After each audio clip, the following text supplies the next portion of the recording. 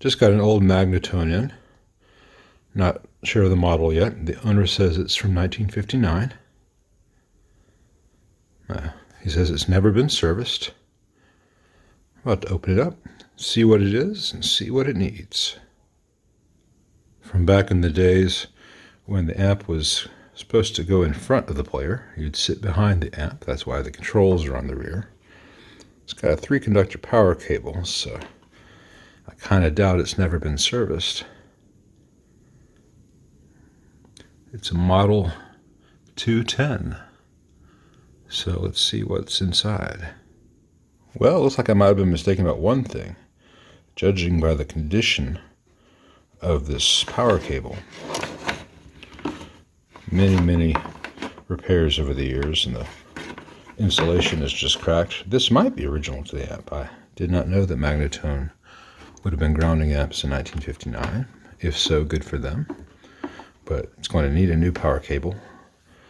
Either way, I'm heating up the soldering iron so I can disconnect these attached speaker connections. So I'll pull the chassis after that.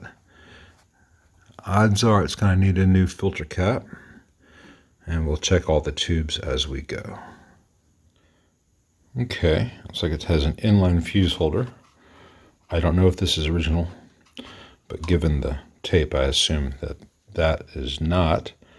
And given the nature of the solder joints there on the power switch, I do think this is a later added grounded cable. It's got some electrical tape. I will take this out. I will put a proper cable retainer in the chassis and do a 3-prong correctly. They've got the hot fused and the neutral switched. I'm going to fuse and switch the hot. I'd be surprised if all these ceramic disc coupling caps are still good. Every electrolytic needs to be changed. And I'll see if I can find a replacement for the multi-section filter cap there. If not, there's plenty of room to add some axials or radials. I can leave the old one in place for cosmetics. Needs to be cleaned. These blue moldeds may be okay.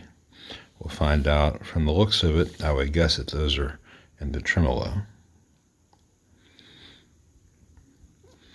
Other than being old and dusty, everything looks pretty promising. This may not be a huge deal.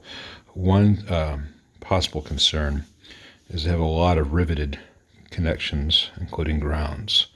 And rivets are not the most reliable thing long term. Right here, this rivet that's holding on this transformer, the output transformer, right here, has deformed the chassis a little bit. They may not. I'll test it. When necessary, I'll drill those out and replace with solid screws and the proper nuts. But it's possible that all this amp needs are some new electrolytics, and there aren't many, a general cleaning, a new power cable, and then to make sure that the cathode bias on the output section is working correctly with modern wall voltages. And of course that the modern wall voltages aren't too high for the heaters on the tubes. They'll probably be okay. I don't think you have to do anything heroic with these old little Magnatones. And then one other consideration, the old Alnico 8-inch speaker. 8-inch speakers are usually not the best things made by manufacturers. If this one from 59 is in good shape, whereas that one from that 79 Vibrochamp the other day was not, I'd be very surprised. But again, there is a world of replacement speakers, 8-inch speakers, both ceramic and Alnico, and they're not terribly expensive. So if it needs to be changed out, we can change it out. You know, aside from the voice coil issues and the fact that these tend to be underpowered even when paired with low wattage amps, 70 years is a long time to expect paper to hold up. But we will find out.